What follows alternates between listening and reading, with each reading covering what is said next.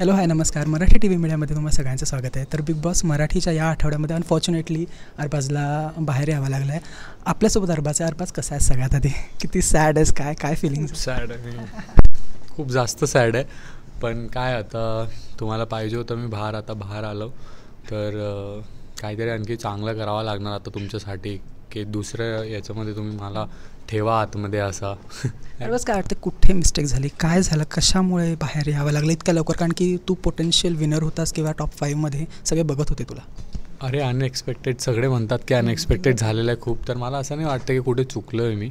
कारण आता मला जितकी कमेंट पण येऊ राहिले की अरे आत्ता तू आला बाहेर तर आता बघण्याचा मजाच नाही आहे, काही हेच नाही. आणि मी खूप 100% दिला आहे आपला. तुम्ही पण बघितलं असणार की टास्क असो, घरचा मुद्दा असो, या इमोशन्स गोष्ट असो, या प्रेम असो, या केअरिंगनेस असो, सगळं मी दिलं आहे. तरी पण आज सगळ्यांसमोर बाहेर आहे तर वाईट वाटतं की यार इतकं सगळं करून बाहेर का. तुझं म्हणजे डे 1पासून तुझं आणि निक्कीचं रिलेशनशिप, तुमची मैत्री डे 1पासून चर्चेमध्ये होती, सगळ्या न्यूजमध्ये तुम्ही होतात.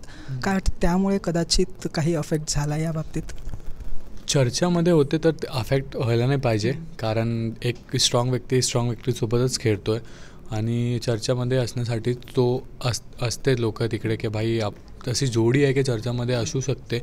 आणि ते आमचं असं ठरून नाही झालेलं आहे. जे काही झालेलं आहे ते एकदम स्टेजपासूनच सुरू होतं ते.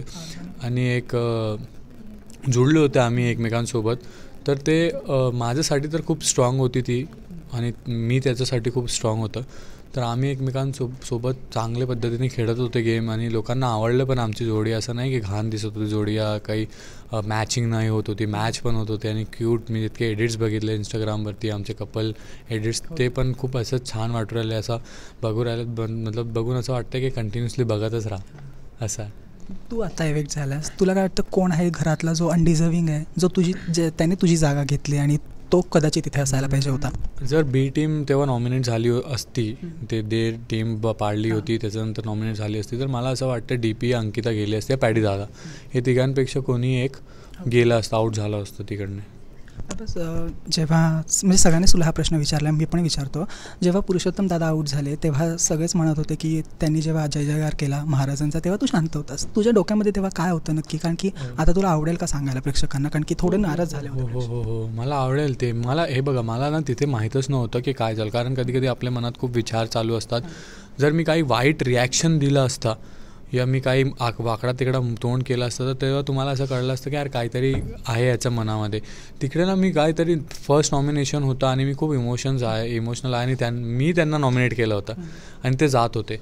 तर मला असं काहीतरी विचार करत होतो मी ऐकलं पण नाही ते काय चालू होतं काय नाही चालू होतं, कारण इतकं मी लक्ष पूर्वी तिथे बघितलं नाही. जर असं असलं असतं तर पूर्ण सीझन जे मी 60 दिवस काढले त्याच्यानंतर पण तुम्हाला तसं माझं दिसलं असतं की कुठे ना कुठे मी केलं असतं तसं काही गोष्टी. पण त्याच्यानंतर मी तसं काही केलेलं नाही आहे, आणि तो प्रेक्षकांना असं वाटलं की मी असं केलेलं आहे, पण मी असं केलं नाही आहे. पण मनापासून मी क्षमा मागतो की तुम्हाला असं वाटलं, पण माझं असं नाही आहे. आणि शिवाजी महाराजांचं आहे तर मी संभाजीनगर औरंगाबादलाच राहतो, तिकडने सगळं स्टार्ट आहे त्यांचं, आणि ते आपण त्यांचेच मुळे आहात, तर त्यांच्यासोबतच आपण खूप काम केलं आहे. लोकांनी पहिले जे होते आमचे सगळे लोक पाठीला पाठी लावूनच काम केलेलं आहे, सगळं काही खूप रिस्पेक्ट आहे सगळ्यांसाठी. तर माझ्या मनात तर असं काही आहे नाही. आणि जर तुम्हाला मी हर्ट केलं आहे, तुम्हाला असं वाटलं आहे, तर आय एम सो सॉरी. सगळ्यांना मी सॉरी म्हणणार इथे की मनापासून, की मी असं काही विचार केलेलाच नव्हता. सूरजविषयी बोलायचं झालं तर खूप फॅन फॉलोईंग आहे त्याच्या बाहेर, खूप जास्त. असं वाटतं तो विनर होऊ शकतो त्या फॅन फॉलोईंगमुळे? हे बघा, फॅन्सही सगळे काय करताय, आणि त्याचं जसं झालेलं आहे फॅन फॉलोईंग. बघा, गेम नाही आहे, मी गेमबद्दल बोलणार तर मी हेच सांगणार की गेम नाही आहे, त्याच्याकडे गेम नाही आहे, पण तो मनापासून खूप चांगला आहे, सिम्पल आहे. तो जे बोलतो एंटरटेनमेंट होतो. मी त्याची पर्सनॅलिटी घेऊ नाही शकत, तो माझी पर्सनॅलिटी घेऊ नाही शकत. आणि तसा मी झापूक करून मला जर मी केलं तर मला तसं लोकांना आवडणार नाही माझा. आणि जसा मी करतो तसं सूरजमध्ये लोकांना आवडणार नाही. तर ते असं होणार की कॉपी नाही. मी दुसरं पण काही केलं, दुसरं काही माझं शब्द आणलं मी, ते लोक हसणार माझ्यावरती, अरे यार इतकी चांगली पर्सनॅलिटी आहे आणि काय करतो याचं.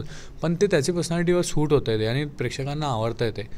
तर प्रेक्षकांचं असंच आहे ना की सूरज आता जो सिच्युएशनमध्ये आहे तर लोकांना असंच वाटणार की आम्ही त्याच्यासाठी काहीतरी करावा हवा, तर लोक ओटच करणार, सपोर्टच करणार. तर तसंच मनापासून लोक जुळलेले आहेत त्याच्यासोबत.